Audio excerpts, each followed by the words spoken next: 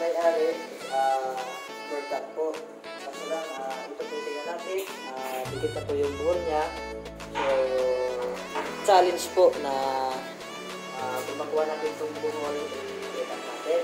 Ito po yung may-ari. So, abangan nyo lang po mamaya kung ano po yung palabasan ng aso ng may-ari. Mahirap talaga to. Buong katawan niya po, buhol-buhol na. So, kung ako magsasabi dito, yun talaga kayanin. So, gawa po natin ang paraan para makakuha natin yung shortcut niya.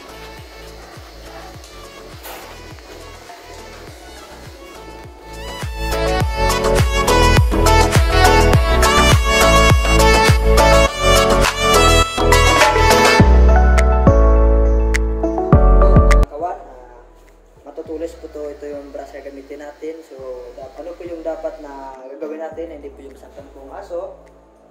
Dapat po, huwag po yung ganyan kasi makapasaktan at mamula po yung balat nila. So, ito yung tama po para malamig lang po, para makuha po natin gas natin na tatawag po ng aso. Okay, break time, master. Ano pa sa'yo, pinadala sa inyo sa Copico Brown Cookie. Di ba?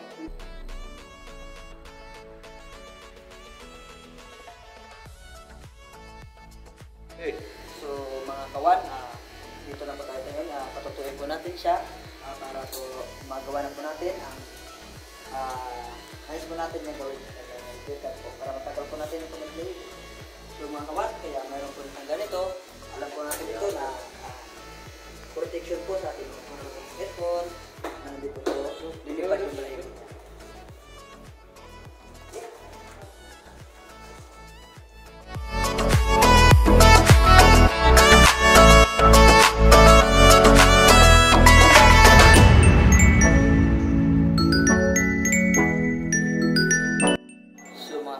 Kasi alam po natin yung blower po natin para alam po natin, makikita po natin kung may natataba o sugat sa kanyang katawan para alam po natin at sabi po natin sa may-ari na may problem yung skin niya.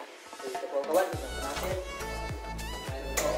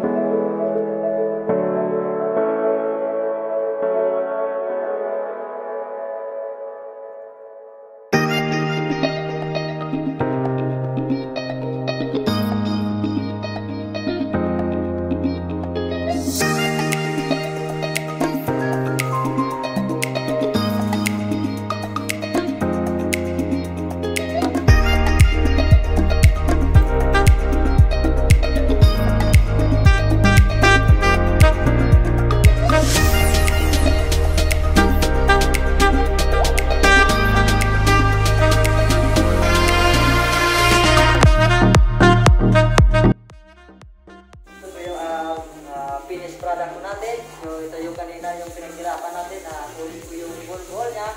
So ito na po siya ngayon, natanggal po natin. Yung amoy aso po. Ayun, amoy tao na. Lagyan po natin ito, mabango ba? So